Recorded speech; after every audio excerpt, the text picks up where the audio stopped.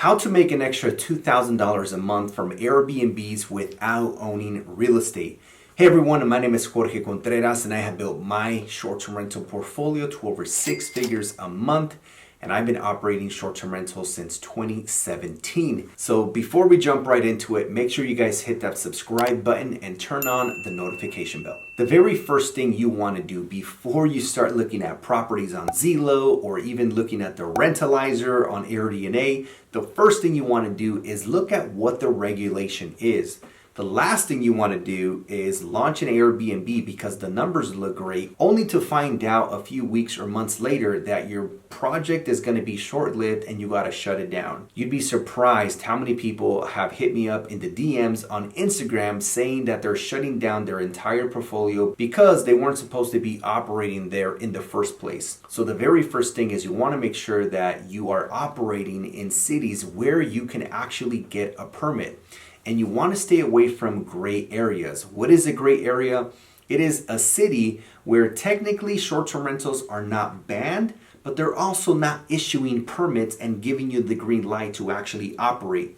I had this one experience one time where I launched an Airbnb at the beginning of the pandemic, and 6 months into my lease, they changed the regulation, and one day to the next, I could no longer operate my Airbnb.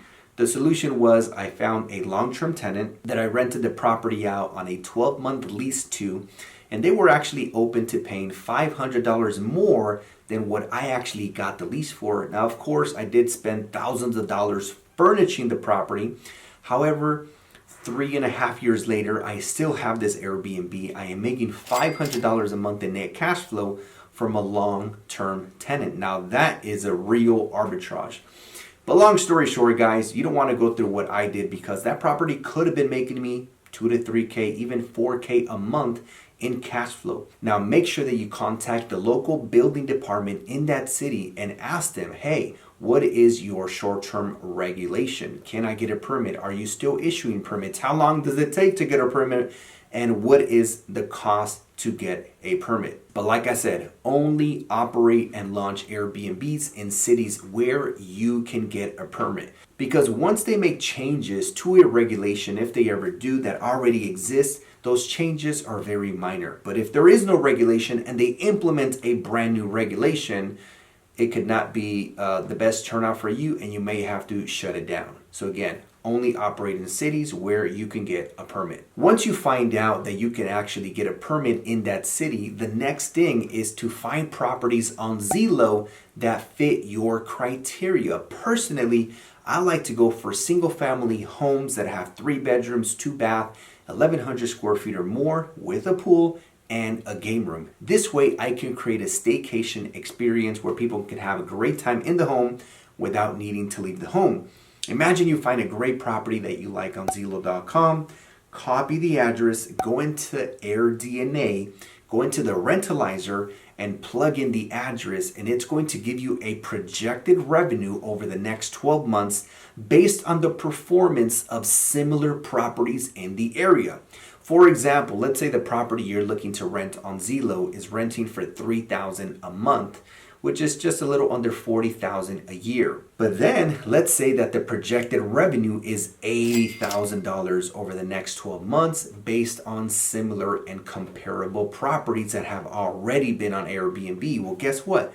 That is a no-brainer because our goal is to generate $2 in revenue for every $1 of rent that we pay.